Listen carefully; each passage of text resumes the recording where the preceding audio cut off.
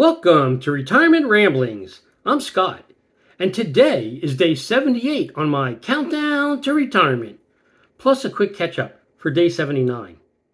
So, first, day 79. So, I began researching a new laptop for my wife and a new PC for me for my post retirement lifestyle.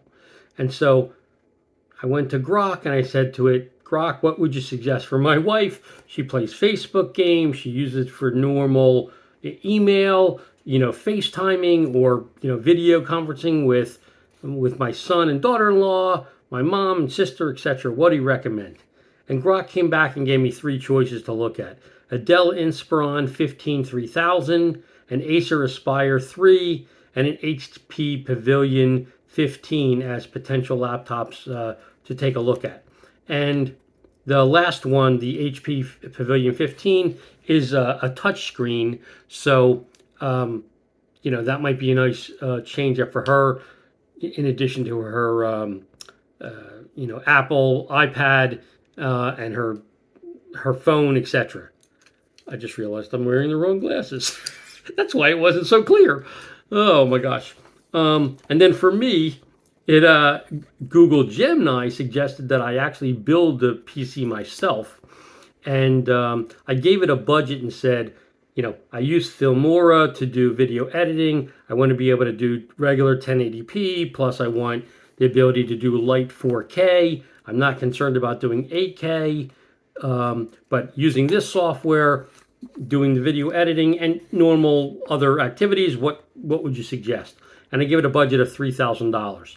And it came back and said, well, you should take an Intel Core Ultra 7 256 processor for the CPU. For memory, you should go with the Patriot Viper Venom 64 gig, which is two 32 gig cards, DDR5 memory. You should go with an NVIDIA RTX 4070 graphics card, MSI Mag A750GL power supply, Leon Lee LandCool 217 case, Deepcool 8K620 digital CPU cooler. For the motherboard, you get a mid-range Z series board supporting both the CPU and the DDR5 memory. And then you get a Samsung 990 Pro 2 terabyte internal SSD drive, and then a SanDisk Extreme Pro portable SSD version 2, 4 terabyte drive for external storage for the videos once they've actually been rendered, and then two 27-inch monitors in a dual monitor configuration. The primary monitor being a Dell 27 Plus 4K monitor, and then for the secondary monitor, a BenQ 27 IPS monitor. The projected cost for all of that was $2,625. And I've never heard of the majority of those components, so I'm going to have to dig in and see if that makes any sense to me or not, and so I'll go from there. Then I tested out the recording yesterday of NCIS and NCIS Origins on my TiVo Romeo. Both of those things played back great. And then I watched the halftime report and closing bell on Sling. That came out good too. And then later in the evening, my buddy sent me a news article that he had seen saying that TiVo had sold its last DVR, and so their inventory of back equipment is liquidated, and they're no longer going to produce DVRs, but they will continue to maintain the support on the existing DVRs for people like me that have the lifetime plan, which was good to know since that's one of the precursors to getting my TV stuff all set up and working. Then, today, day 78, I got the results back from my skin biopsy, and I'm going to look down because I would never remember just exactly the way it's phrased. And they said it's a compound nevus with architectural disorder and mild atypia, which is a fancy way of saying it's a non-cancerous mole. And so no further actions required at this time. The doctor will just check it when I go for my annual skin cancer screening next October. But basically, I'm good to go for another year. So that was good. And then I got the explanation of benefits from my insurance company today as a follow-up to the submission that they had put in for both the biopsy and the visit. And my share of that cost is $357.27, with the majority of that going towards the biopsy. And then, since today is the first day of open enrollment for Medicare, I logged into my wife's account and I started reviewing her options for 2026. So first I updated her prescriptions, then I updated her doctors, and then I said, show me the plans. And so today, my wife is on a Medicare Advantage plan through Aetna, which is being terminated. So she got a letter that says she has the ability to either go to another Medicare Advantage or she can go back to original Medicare. So she has the complete, the availability of options for whatever she wants to do. So I was like, great, let me see what makes sense. So her current plan with Aetna costs her, in addition to the $185 a month that everyone pays for Medicare, unless you're in an IRMA bracket, she pays $43 a month with zero deductible for her health care and zero deductible for drugs. And so far, the drug projection for what she's going to actually have to pay for the year is $400.34, which I seriously doubt she'll pay that much because almost every drug she gets is at a zero cost. They're all generics. So anyway, for 2026, like I said, she has a choice of going either way. So I said, what has a vision plan? What has a dental plan? What has 4 stars or greater? What has drug coverage? Show me the plans. And so there's 4 plans in my area that meet that criteria. There's the Aetna Medicare Value Care Plan, which is $25.40 a month, has a zero health deductible, zero copay for primary doctors, a $10 to $35 copay for specialists, $615 drug deductible, and then your maximum out-of-pocket if you stay in network is $9,250, and if you go out of network, so it's a combination in and out of network, it's $13,900. And that is the consistent max out of pocket on every single one of the Medicare Advantage plans. So that number stays the same regardless of what plan you go with. And then the second plan she has an option of is Anthem Medicare Advantage 2, which is $82 a month, has a $750 health deductible, a $10 copay for primary doctors, $40 copay for specialists, and a $200 drug deductible. Then she has 2 Humana plans to choose from. Humana Choice H7617-090, which is a zero cost per month, $400 health deductible, $0 copay for primary doctors, $40 copay for specialists, and a $450 drug deductible. And then the second plan is a Humana Choice Give Back plan, H7617-094, $0 per month, $500 health deductible, $0 copay for primary doctors, $40 copay for specialists, $450 drug deductible. Now, those numbers don't sound that great. But then I said, what's Medicare? Like if I go back to traditional Medicare, with a Medigap plan, a drug plan, not including that I'm going to have to go shop around for vision and dental, which won't be included. So Medicare's premium is going up 11.6% in 2026. So it's going to go from $185 to $206.50. Then, and I didn't know this, Medicare Part A, right? So the normal hospital bill, right, which is cost you $0. That's part of Medicare. I mean, it's part of your $206.50 you'll be paying. I didn't realize that if you are an inpatient in the hospital with Medicare, there's a $1,676 deductible for each inpatient admission. So if you happen to go in the hospital 3 times in a year, you have to pay that $1,676 deductible 3 times. It's not one deductible for the whole calendar year. So that was something I didn't know.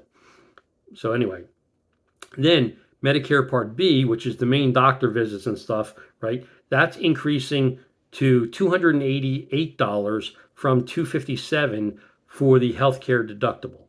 So You're going to be out of pocket $288 before they pay any money.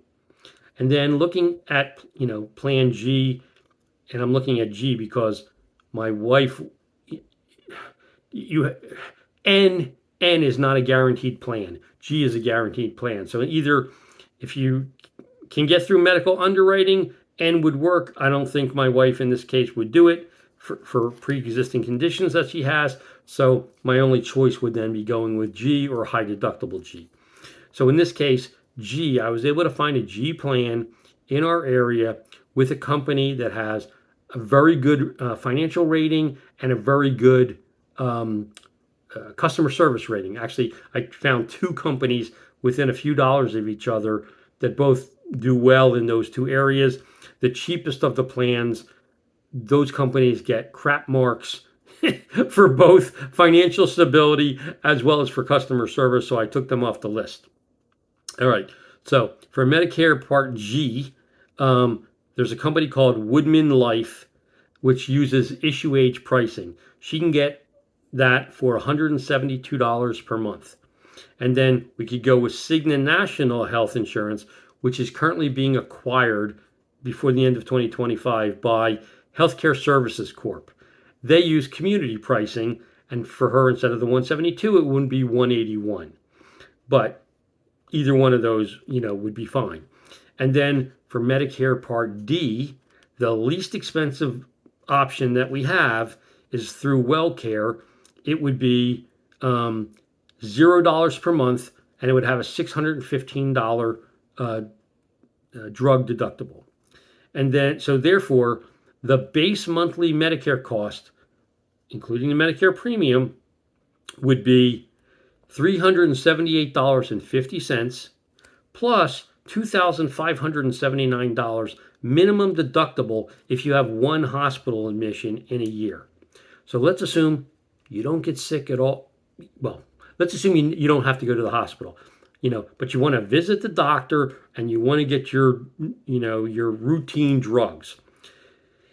You basically have to spend, in addition to the $378.50 a month, which you're going to be paying for Plan G plus base Medicare, you're going to also have to spend $852 in the calendar year before Medicare is going to pay 1 penny towards your doctor visits or your drugs. So it's not as inexpensive as it may seem. So therefore, the minimum annual spend for a Medicare Plan G, if you're not getting sick, is $3,350 in 2026, which is $279.17 a month before Medicare pays $1. So, I'm going to have to seriously go back and, match up and see if there's a Medicare Advantage plan, even though the max out of pocket might be $9,000, the negotiated rates and such, and what you actually end up having to pay historically is less. So far to date, for the last, so my wife, obviously, she's 70 now, so she's been on Medicare for 5 years. This year, she had a serious incident where she was in the hospital for 3 days and went through an intensive battery of tests as well as a heart catheterization procedure. The bill was $71,000 and I had to pay like $140. So that was it. Like, I paid my monthly fee, which, was her normal $185. And then I got a bill for, less than $200 for her being in the hospital, which was damn good. And so basically, the plan that she's on, we're super happy with. And so that's probably why it's getting discontinued, because it was not profitable for Aetna. So, but anyway, I need to look at these other plans and see what's going to happen and whether we want to actually transition from Medicare Advantage, which we've been using for 5 years now, with really good luck, and move over to original Medicare, where, again, the benefits there are, any doctor that takes Medicare you can go to. You don't have to stay in network. When you're traveling anywhere in the U.S., you don't have to worry about a doctor, any hospital that takes Medicare, which is like 96% of all doctors and hospitals, you're golden. When you're on Medicare Advantage, not as easy. Like if you're out of town somewhere, more than likely it's going to be an out of network situation, which then could run you up to the 13,000 number. If something serious was there. But again, all those things have to be trade-offs. And then obviously as you get older and you're sicker, and you have to figure out what's the long-term plan, because the only way you're getting back on regular Medicare is if something happens, like the Medicare Advantage group decides they're not going to offer it in your area anymore, which is why my wife has the letter saying she can go one way or the other. But had she not gotten that, she would just have to pick another Medicare Advantage plan, because Medicare Advantage is basically a 1-year plan, whereas Medicare is a lifetime plan. Once you're in, you can't be denied as long as you pay that premium, where you can end up with really crappy plans if the insurance companies decide in your area they don't want to offer things. And lots of companies are pulling their Medicare Advantage plans in 2026. So something to consider. Anyway, that's my update for today and for yesterday. If you have any questions, any comments, please leave them in the comment section down below, or drop me an email at myretirementramblings@gmail.com. Otherwise, I hope you have a great evening, and until tomorrow, take care.